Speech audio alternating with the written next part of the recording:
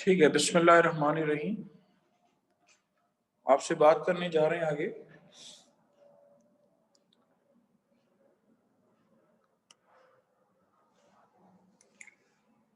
अली रजा hand raise करो।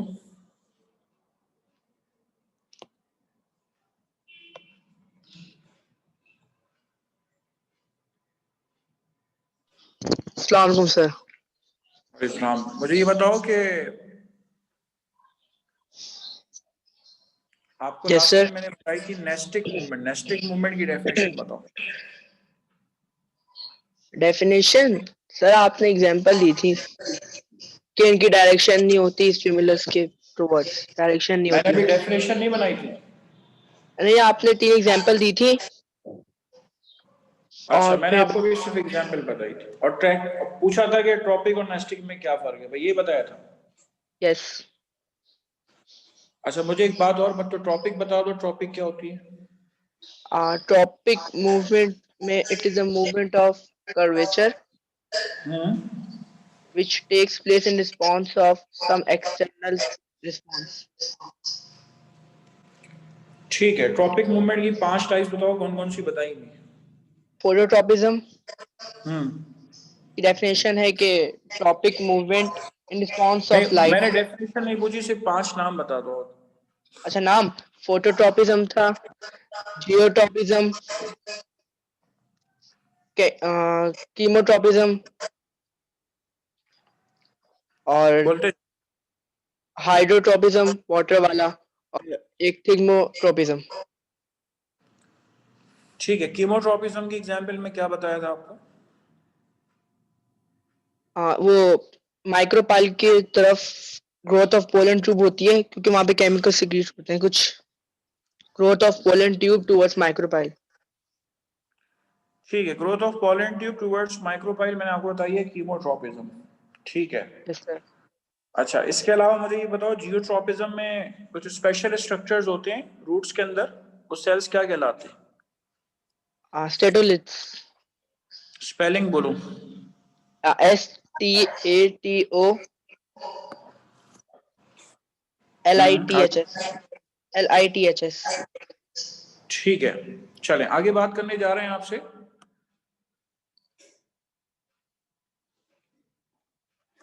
Nastic movement की अगर मैंने डेफिनेशन नहीं बताई है तो जरा नेस्टिक मूवमेंट की आप डेफिनेशन देख लें।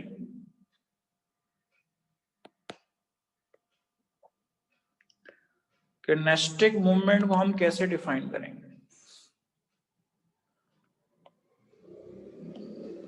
इट इज द मूवमेंट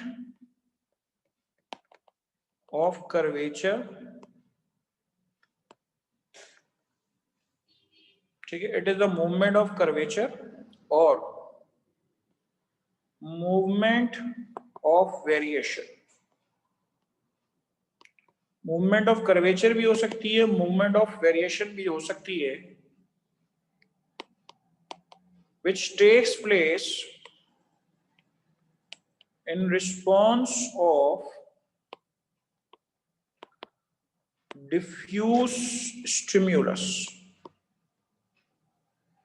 जो किसी डिफ्यूज स्टिमुलस के रिस्पॉन्स में हो सकती, और इट इज नॉन डायरेक्शनल, और it is non directional. Non directional का क्या मतलब है? That is by observing the movement, by observing movement we cannot identify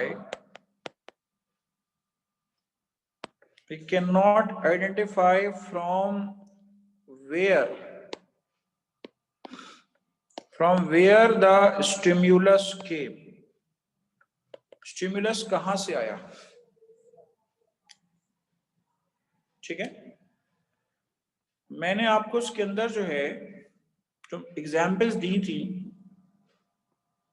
उसके लिहाज से मैं आपको नाम बता रहा हूं। एक टाइप आपको मिल रही है, वो कहला रही है निक्टी नेस्ट। निक्टी नेस्टी क्या कहलाती है? Nastic movement in response of day और night stimulus. Nestic movement in response of day or night stimulus. ठीक है, मैंने आपको एग्जाम्पल दी है ऑक्सैलिस पौधे की. ऑक्सैलिक्स पौधे के अंदर जो है वो उसके लीव्स भी और उसके फूल भी. ये रहेंगे, ये ऑक्सैलिस फूल है. ये क्या होता है, बंद हो जाता है जैसे अंधेरा होता है, भले से सूरज ग्रहण की वजह से अंधेरा हो. ठीक है, this is an example of निक्टी nest.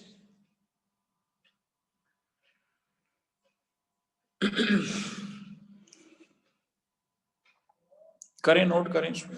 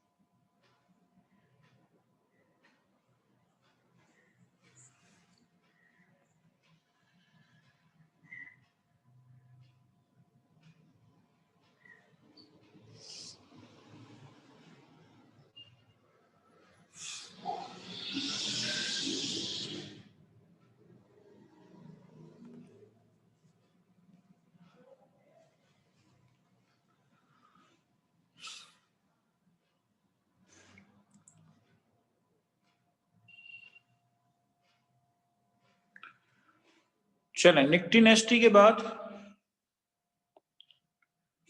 दूसरी आपके पास है सीजमोनेस्टी. ठीक है, सीजमोनेस्टी. सीजमो का मतलब है touch. Nastic movement in response of sense of touch. nestic movement in response of sense of touch कहलाता है seismonastic. For example, touch me not.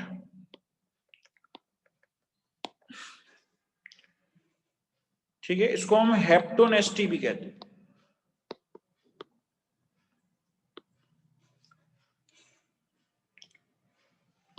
मुझे याद तो है वैसे कि मैंने आपको थर्मोनेस्टिकल बताया था. Nastic movement in response of hot और कोल्ड. इंडियन टेलीग्राफ की मैंने आपको कल मिसाल दी थी कि अली रजा ने मुझसे कहा कि मैंने नहीं बताया, तो इसलिए मैं आपको बता रहा हूं. Nastic movement in response of hot और कोल्ड. दिन के वक्त गर्मी ज्यादा होती है, रात के वक्त गर्मी कम होती है.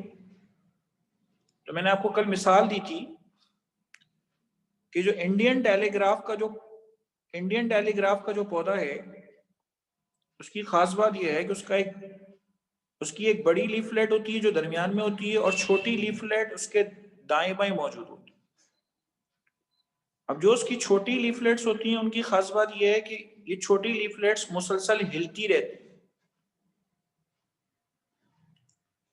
ठीक है, ये छोटी लीफलेट जो है ये मुसलसल हिलती रहती हैं. बीच वाली लीफलेट हिलती नहीं, वाइब्रेट करती रहती. लेकिन ये करती हैं जब टेम्परेचर ज्यादा होता है, रात के वक्त या करीब रात के टेम्परेचर कम होने लगता है, तो ये हिलना बंद कर देता. ठीक है, तो ये कहलाती है थर्मोनेस्टी. जो भी मूवमेंट आपको बताई जा रही है वो आपकी किताब के लिहाज से बताई जा रही है. ठीक है, और दूसरी किताबें देखेंगे तो ये इंडियन टेलीग्राफ जो है ये आपको इसको किसी और के अंदर आपको लिखा हुआ नजर मिलेगा. This is Indian telegraph. चले, नेस्टिक मूवमेंट खत्म हो गई. यहां तक कोई सवाल करना है तो पूछ लें. अब मैं आपसे बात करने जा रहा हूं ऑटोनोमिक मूवमेंट्स के बारे में आपसे बात करने जा रहा हूं। जितनी इंड्यूस मूवमेंट्स आपके कोर्स में थी जो लॉन्ग क्वेश्चन आ सकते हैं, describe induce movement in plants, वो मैंने आपको बता दी। अब मैं इसके बाद आपको बताऊंगा ऑटोनोमिक मूवमेंट्स के बारे में। कोई बात पूछनी है तो पूछ लें, ये कॉपी कर सकते हैं। किसी के जहन में अगर बेटा ये बात है कि सर नेस्टिक में आपने ये क्या कहा कि डिफ्यूज स्टिमुलस, ठीक है, आपके जहन में अगर सर ये नेस्टिक में आपने जो है वो डिफ्यूज स्टिमुलस क्या कहा, तो बेटा डिफ्यूज स्टिमुलस जो हर तरफ से आता है, जो नॉन डायरेक्शनल, उसकी किसी कोई मखसूस डायरेक्शन में, वो कहलाता है डिफ्यूज स्टिमुलस। इंशाल्लाह ये चीज आप आगे जाके एनिमल्स के अंदर बिहेवियर्स में पढ़ेंगे। एक लकड़ी का कीड़ा होता है, जब गर्मी ज्यादा होती है, ड्राई क्लाइमेट होता है तो वो तेजी से चलता है, और जब ह्यूमिड क्लाइमेट होता है तो वो आहिस्ता चलता है। अब ह्यूमिडिटी जो है वो समझ लें हर तरफ से आ रही है, ऐसा स्टिमुलस जिसकी कोई मखसूस डायरेक्शन ना हो तो उसको हम डिफ्यूज स्टिमुलस का नाम देते हैं।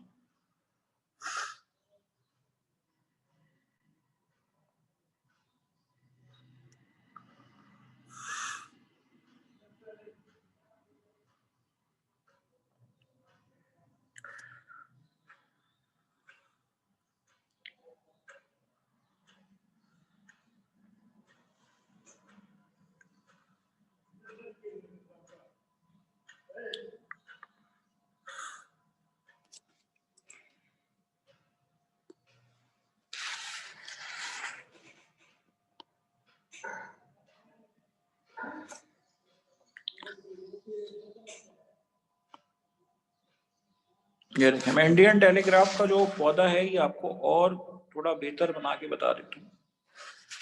इसमें दरमियान की लीफलेट बड़ी होती है और बाकी लीफलेट छोटी होती है। ये मैंने आपको कहा कि ये वाइब्रेट करता है ऊपर नीचे।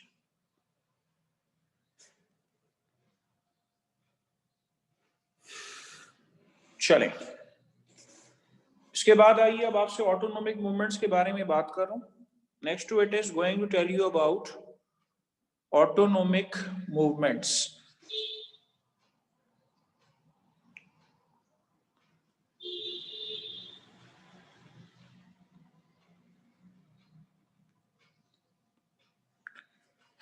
ठीक है, बिस्मिल्लाहिर्रहमानिर्रहीम, आपसे बात कर रहा हूं ऑटोनोमिक मूवमेंट्स के बारे में।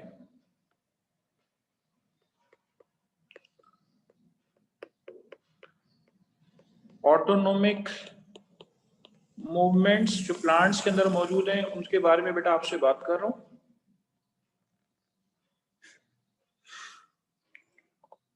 Those plant movement which takes place in response of some internal stimulus.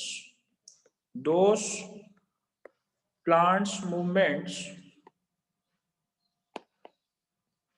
which take place in response of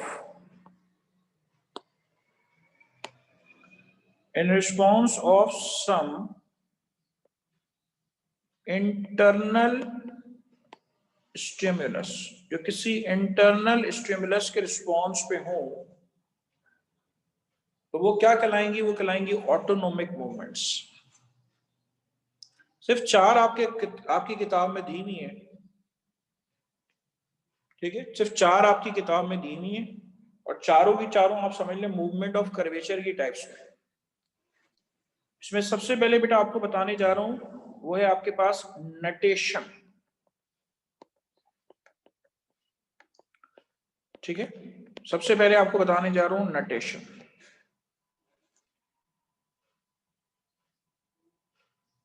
Natesan को हम डिफाइन करते हैं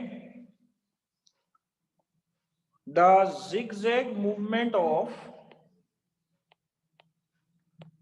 zigzag movement of apex of stem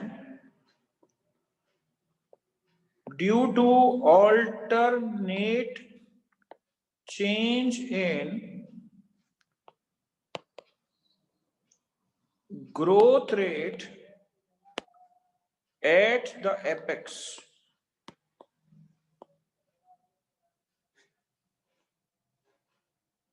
called nuttation.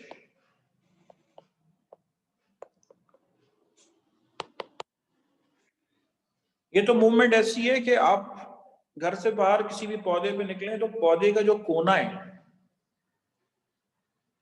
ठीक है, पौधे का जो कोना है,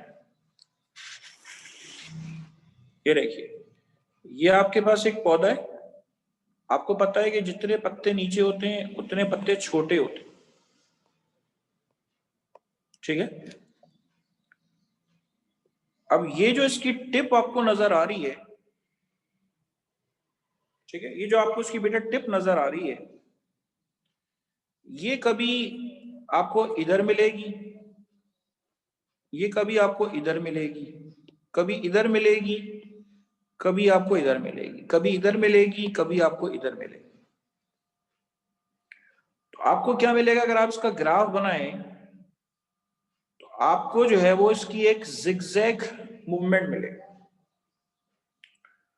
और ऐसा होता क्यों है? ऐसा होता इस वजह से है कि अगर आप इसका क्रॉस सेक्शन करेंगे तो क्रॉस सेक्शन करने पे कभी इतने हिस्से के अंदर ऑक्सिन हार्मोन जो है वो इतने हिस्से के अंदर कभी ज्यादा हो जाता है, और कभी जो है वो आपके पास ऑक्सिन हार्मोन जो है वो इतने हिस्से के अंदर जो है वो ज्यादा हो जाता है।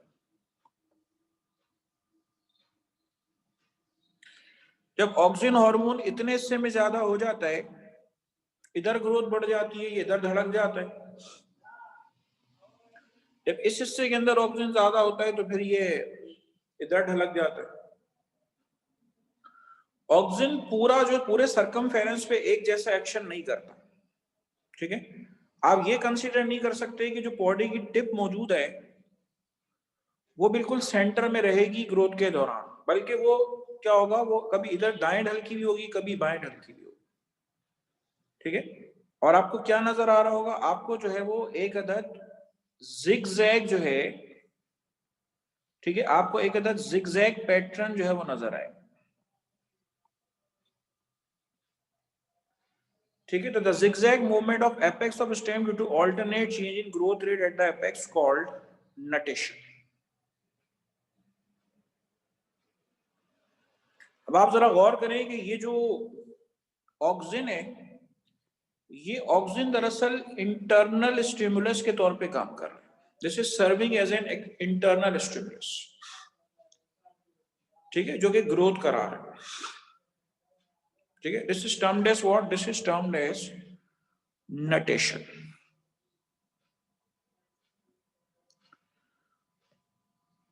कर लें, नोट कर लें इसको।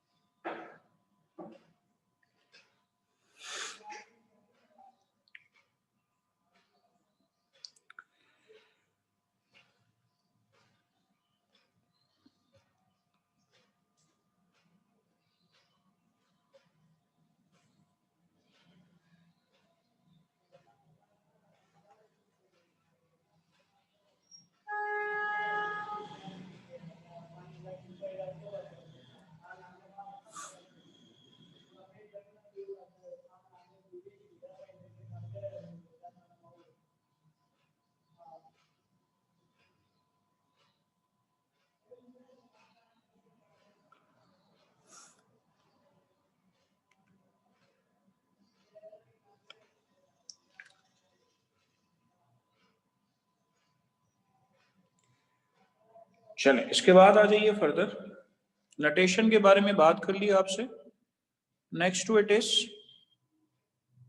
आपसे बात करने जा रहा हूं सरकम नटेशन के बारे में। ठीक है बेटा, आपसे बात करूं सरकम नटेशन, सेकेंड मूवमेंट है।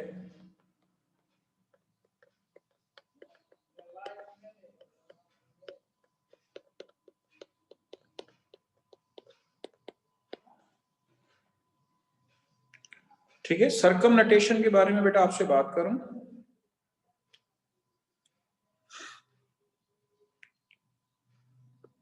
द रोटेटरी movement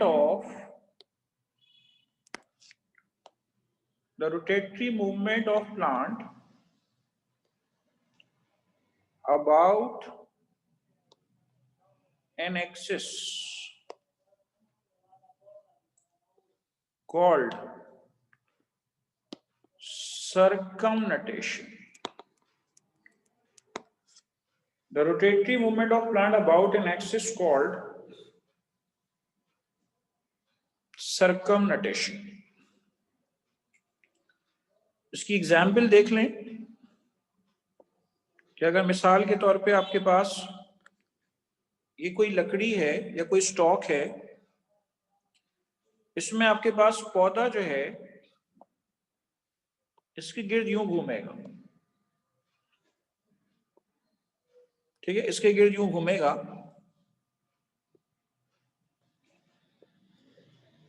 ये मिसाल आपको दे रहा हूं रेलवे क्रीपर की।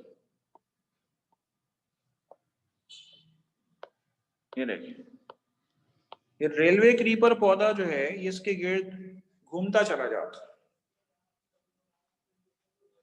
ठीक है, ये रेलवे क्रीपर जो है इसके गिर्द जो है ये घूमता चला जाता है। एग्जाम्पल मैंने आपको नाम बताया रेलवे क्रीपर। ठीक है, this is railway creeper. Railway creeper जो है वो इसके गिर्द, स्टॉक के गिर्द जो है वो घूमता चला जाता। ठीक है, दिस इज कॉल्ड सर्कमनटेशन। अच्छा, इसकी जरा आप डिटेल देख लें। सर्कमनटेशन में हुआ क्या? सर्कमनटेशन में बेटा हुआ ये कि पहले इतने से पोर्शन के अंदर जो है वो ऑक्सीजन की कंसंट्रेशन बढ़ गई, फिर उसके बाद इतने हिस्से के अंदर बढ़ गई, फिर उसके बाद इतने हिस्से के अंदर बढ़ गई, और फिर उसके बाद जो है वो इतने हिस्से के अंदर बढ़ गई। जिस हिस्से के अंदर कंसंट्रेशन बढ़ती तो आप समझ लें कि वो उस तरफ जो है वो ग्रोथ ज्यादा होती है और उस तरफ टिप जो है वो ढलक जाती। मैंने आपको क्रॉस सेक्शन बना के दिखाया, जो मैंने गोल बनाया है। ठीक है, ये जो मैं आपके सामने जो गोल बनाया है ये मैंने क्रॉस सेक्शन बनाया है इसकी टिप का, कि ऑक्सीजन जो है, पिछली आपको जो स्लाइड बताई है पिछले उसमें आपके पास ऑक्सीजन आधा पोर्शन में कभी ज्यादा हो रहा है, कभी दूसरे आधे पोर्शन में ज्यादा हो रहा है। यहाँ पे क्या है, यहाँ पे आप जो पूरा सरकमफेरेंस है उसको आप कई पोर्शन, मैंने तो सिर्फ समझाने के लिए आपको 4 पोर्शन में डिवाइड करके बताया है, 4 से ज्यादा भी हो सकते हैं। ठीक है, 4 से ज्यादा भी हो सकते हैं। तो ऐसी मूवमेंट क्या कहलाएगी? ऐसी मूवमेंट कहलाएगी आपके पास सर्कमनटेशन। ठीक है, the rotatory movement of plant about an axis called circumnutation. कर लें, नोट कर लें इसको।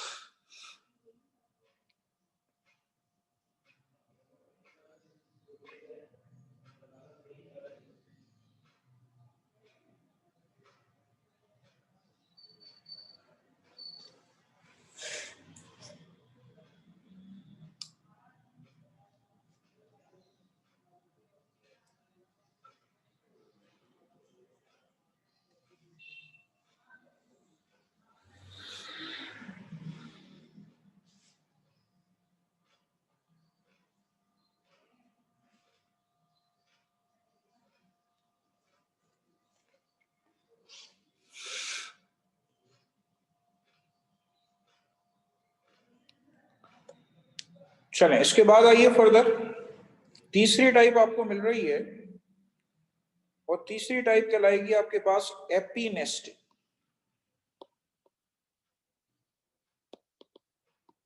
ठीक है, एपीनेस्टिक। एपीनेस्टिक को हम डिफाइन करते हैं faster growth on upper side, faster growth on upper side due to auxin, ऊपर की तरफ ज्यादा तेजी से ग्रो करना ऑक्सिन हार्मोन की वजह से, क्या कहलाएगा? एपीनेस्टिक कहलाएगा। ये देखिए, ये आपके पास एक लीफ है, इसमें आपको क्या मिल रहा है? इसमें आपको ऊपर की तरफ ये सेल्स मिल रहे हैं। ठीक है, आपको ये ऊपर की तरफ सेल्स मिल रहे हैं। अगर ये तेजी से डिवाइड हो, ऊपर के सेल्स डिवाइड हो, तो ये देखेंगे इस तरह से मुड़ जाएगा, ये नीचे की तरफ मुड़ जाएगा। सेल्स के तेजी से डिवाइड होने की वजह से ये नीचे की तरफ मुड़ जाएगा।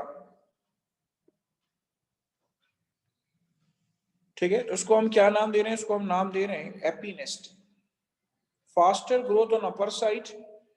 ये जगह जो आपको नजर आ रही है, सेल्स जो है ये तेजी से माइटोसिस करते हैं, नीचे के सेल्स आहिस्ता डिवाइड होते हैं या डिवाइड ही नहीं होते, तो पत्ता इस तरह से मुड़ जाता है।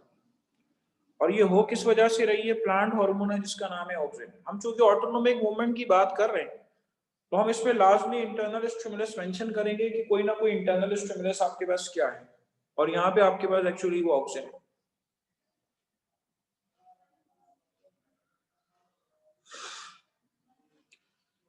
इसी तरह आपके पास दूसरी मूवमेंट है हाइपोनेस्टी।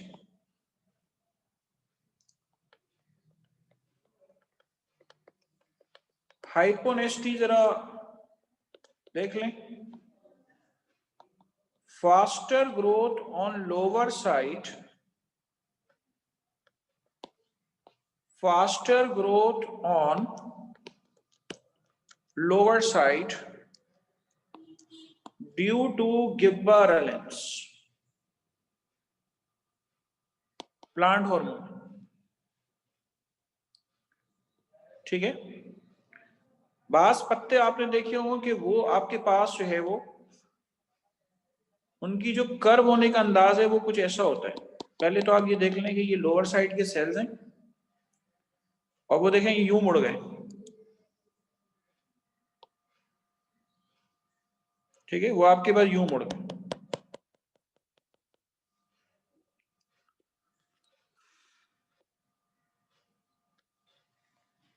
ठीक है, वो ऊपर की जाने मुड़ गए। This is called what? This is called hyponasty. ठीक है, faster growth on lower side due to गिब्बरेलिन्स।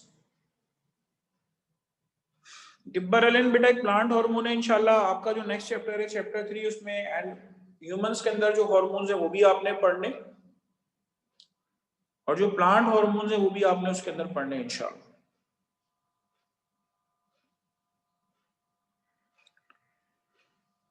तो ये चार टोटल आपके पास ऑटोनोमिक मूवमेंट्स हैं,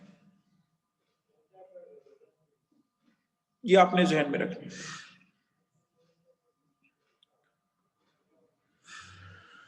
और अगर देखा जाए तो मैंने आपको इसके अंदर जो मिसालें दी हैं वो दरअसल मूवमेंट ऑफ कर्वेचर वाली मिसालें दी। मैंने इसमें आपको कोई भी मूवमेंट ऑफ वेरिएशन वाली मिसाल नहीं दी।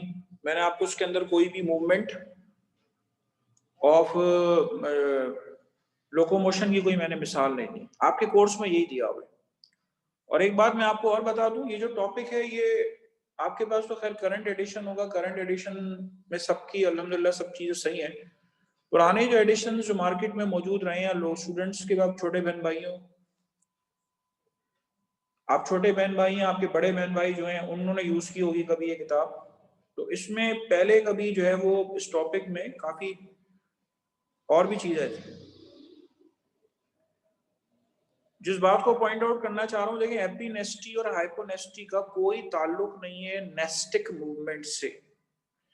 नेस्टिक मूवमेंट जो है वो दरअसल एक्सटर्नल स्टिमुलस की वजह से होती है, और एपिनेस्टी और हाइपोनेस्टी जो है ये आपके पास जो है ये इंटरनल स्टिमुलस की वजह से होती है।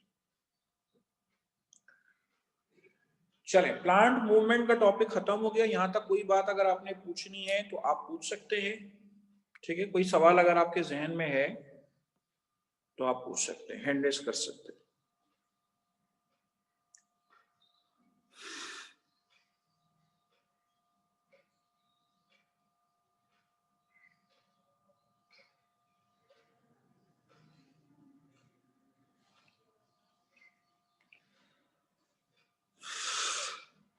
मैं इसके बाद आपको ग्रोथ का टॉपिक पढ़ाऊंगा, ग्रोथ की कुछ बेसिक्स आपको बताऊंगा जो भी टाइम रह गया है। कोई सवाल अगर जहन में है तो अभी आप पूछ सकते हैं।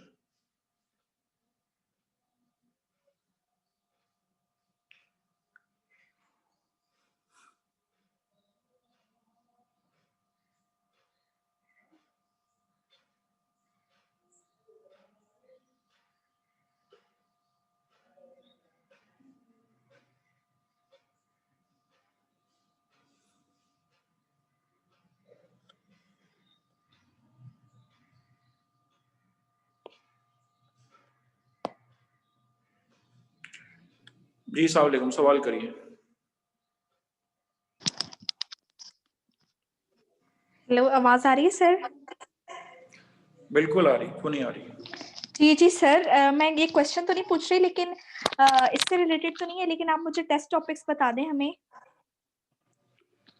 ठीक है बेटा, ये बताइए लास्ट टेस्ट में आपके कहाँ तक आया था?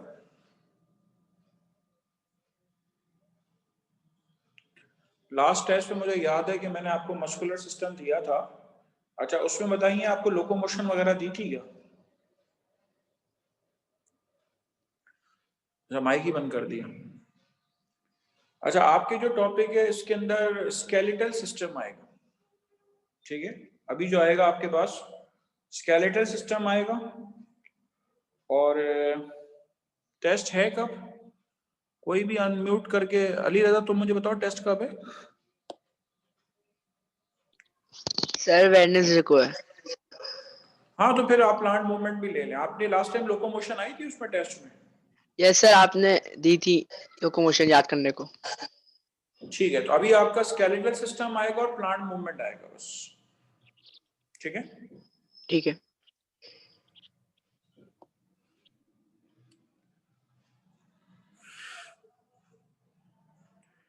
चले, अब बाकी सारे लोग जरा प्लांट टिश्यूज की तरफ मैं बढ़ रहा हूँ। मुझे थोड़ा प्लांट टिश्यूज का बता दें। प्लांट कौन से प्लांट सेल्स आपको मिलते हैं? दो मुख्तलिफ प्लांट सेल्स आपको कौन से मिलते हैं?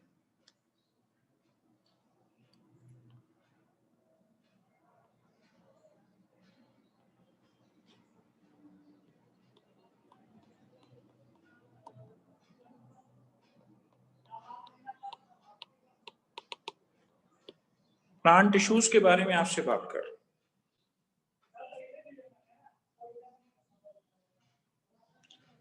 दो मेन टाइप्स आपको मिलेंगी, एक कहलाती है मेरिस्टेमेटिक टिश्यूज और एक कहलाती है परमानेंट टिश्यूज, ठीक है। मेरिस्टेमेटिक वो होते हैं जो कि डिवाइजिबल होते हैं, और परमानेंट वो होते हैं जो डिवाइड नहीं हो सकते, कैन नॉट डिवाइड, ठीक है। परमानेंट टिश्यूज वो होते हैं जो डिवाइड नहीं हो सकते। ये आपको पीछे भी बताकर आ रहा हूं, ठीक है, सेल साइकिल के टॉपिक के। यहां पे बेटा आपने डिटेल में पढ़ना, एक बात जरा गौर से सुन लें। आपका ये जो टॉपिक हम शुरू करने जा रहे हैं ये सेकेंडरी ग्रोथ इन प्लांट्स है। Primary growth in plant chapter 5 के अंदर आएगी, वो बहुत ही बेसिक है। असल जो इंटरेस्ट है पढ़ाने का और पढ़ने का, वो ये वाला टॉपिक है जो आप इस चैप्टर के अंदर पढ़ने जा रहे हैं, secondary growth in plants. Meristematic tissues जो है उसमें आपको मिलेंगे दो, प्राइमरी और सेकेंडरी मेरिस्टम्स, ठीक है। प्राइमरी मेरिस्टम्स और सेकेंडरी मेरिस्टम्स। तो प्राइमरी और सेकेंडरी मेरिस्टम्स जो मौजूद हैं वो दरअसल प्राइमरी मेरिस्टम्स प्राइमरी ग्रोथ कराते हैं, सेकेंडरी मेरिस्टम्स सेकेंडरी ग्रोथ कराते हैं। ठीक है, प्राइमरी ग्रोथ क्या कहलाती है, सेकेंडरी ग्रोथ क्या कहलाती है, सुनना बहुत जरूरी है। अगर कोई पौधा लंबाई में बढ़ रहा है तो हम उसको कहेंगे कि this is showing what, this is showing the primary growth. और अगर कोई पौधा चौड़ाई में बढ़ रहा है हम उसको नाम क्या देंगे, उसको नाम देंगे सेकेंडरी ग्रोथ। बहरहाल आप ये सारे टिश्यूज वगैरह जो आपने पीछे पड़े हुए अगर रिकॉल करके आ सकते हैं तो अच्छी बात है, रिकॉल करके आइए। ठीक है, पूरा डिस्क्रिप्शन आपको इंशाल्लाह इसका देना है। ठीक है,